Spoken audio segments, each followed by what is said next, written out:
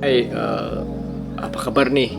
Kembali lagi ya dengan saya Dustawan. Nah, di video ini kita akan ngobrol nih soal anggaran penjualan. Mungkin terdengar agak serius ya, tapi tenang aja, kita akan bawa ini agak lebih santai gitu, dan juga tentunya lebih mudah gitu. Nah, kita langsung dimulai aja ya untuk pembahasannya gitu.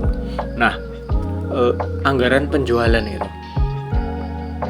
Jadi apa sih anggaran penjualan ya kan? Nah, bayangkan kalau perusahaan ini adalah perusahaan sebuah toko es krim. Nah, kamu ini pasti harus rencana ya beberapa banyak es krim yang bakal kamu jual gitu kan. Nah, anggaran penjualan itu mirip seperti rencana penjualan yang mencakup beberapa es krim yang akan dijual gitu.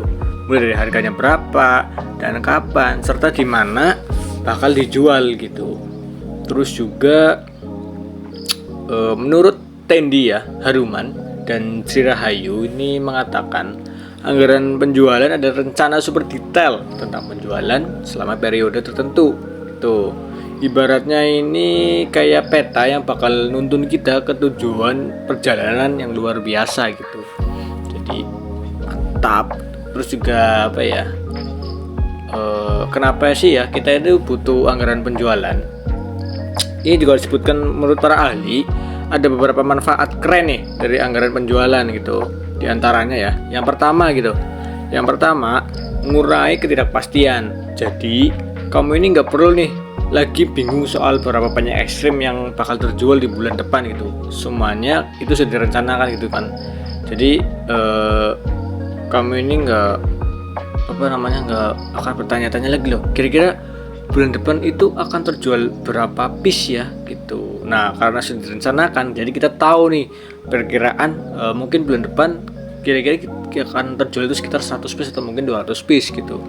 Kemudian yang kedua ini adalah menyatukan kebijakan perusahaan ya. Nah, anggaran ini bikin semua orang di perusahaan itu tahu apa yang harus dilakukan, mulai dari tim pemasaran sampai ke tim produksi gitu, semuanya jadi selaras gitu. Kemudian itu memberikan informasi penting ya. Anggaran penjualan ini jadi panduan untuk menyusun rencana keuangan yang lebih besar. Jadi benar-benar penting gitu. Jangan disepelekan ya. Nah, kemudian mengontrol aktivitas penjualan. Dengan anggaran yang baik, kita bisa pastikan nih penjualan berjalan sesuai rencana gitu. Biar nggak ada yang ketinggalan gitu. Terus juga untuk menyusun anggaran penjualan, kita perlu nih apa saja yang dibutuhkan nih untuk membuat suatu anggaran penjualan gitu kan. Nah, menurut Dr. Munandar ini kita perlu dua jenis data, yaitu ada data internal dan data eksternal gitu. Nah, yang pertama kan data internal nih. Data internal ini itu kayak laporan penjualan tahun lalu gitu, atau kapasitas produksi pabrik, semua yang ada di dalam perusahaan. Nah, jadi data internal ini adalah semua data yang ada di dalam perusahaan atau di dalam pabrik gitu kan. Kemudian ada data eksternal. Nah, data eksternal ini informasi dari luar ya, seperti tren pasar atau kondisi ekonomi. Nah, ini itu kayak ngintip tetangga nih buat tahu gimana sih suasana di luar itu, biar kita ini tuh nggak salah langkah gitu kan. Kemudian tambahan lagi nih, biar kita salah kita juga perlu tahapan yang jelas ya untuk menyusun anggaran penjualan gitu kan. Ini disebutkan menurut M. Navarin itu ada langkah-langkahnya nih untuk menyusun anggaran penjualan. Yang pertama, pertimbangkan faktor-faktor yang ada gitu, seperti ekonomi, pasar, bahkan strategi internal perusahaan bisa mempengaruhi anggarannya gitu kan. Semua itu harus dihitungkan dengan baik ya, jangan sampai asal hitung gitu. Kemudian nih, tetapkan harga jual. Misalnya es krim coklat lebih mahal di musim panas karena lebih banyak dicari gitu kan. Pastikan harganya itu sesuai dengan kondisi gitu. Jangan sampai kita jangan sampai salah keputusan gitu kan.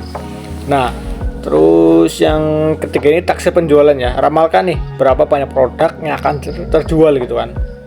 Kalau cuaca lagi panas banget, itu kemungkinan es krim bakal lebih laku ya kan. Nah, kemudian bukan terakhir sih, hitung total anggaran. Nah kan, jumlahkan semuanya dan lihat apakah target penjualannya bisa tercapai gitu kan. Kemudian, nah, susunan anggaran penjualannya yang kelima nih, poin kelima. Gabungan data-data tadi itu kan yang 1 2 3 4 itu digabungkan. Jadi anggaran penjualan jelas gitu dan terperinci gitu. Ini adalah tahap akhir ya. Nah, kemudian ada contoh tabel, nanti aku taruh di sini nih. Ada lah. Nah, itu anggaran penjualan ini kita bikin lebih nyata ya, sesuai contoh. Misalnya nih, di bulan Januari produk A ini terjual 100 unit dan harga 100.000 per unit. Nah, totalnya jadi 10 juta ya kan, ada kan di gambar. Nah, kemudian di bulan Februari itu produk B itu terjual 60 unit dengan harga 200.000 per unit. Jadi total penjualannya itu sekitar 20 juta gitu. Nah, gampang bukan? Sama lihat tabel nanti pasti lebih tahu lah, lebih gampang gitu. Mungkin itu aja sih ya sekilas tentang anggaran penjualan. Nah, ini ada sedikitnya. Dengan perencanaan yang baik ya, kita bisa membuat penjualan berjalan lebih lancar gitu dan mencapai target yang kita inginkan gitu. Ingat ya, rencana yang bagus adalah kunci kesuksesan termasuk dalam penjualan gitu kan. Oke. Terima kasih ya sudah menonton video ini. Sampai jumpa. Bye bye. Oke, baik. Saya ulang ya Pak. Perkenalkan, nama saya Dwi Setiawan dengan NIM 2022 0208 Mohon maaf jika ada perkataan yang kurang baik. Terima kasih buat Pak Hendro.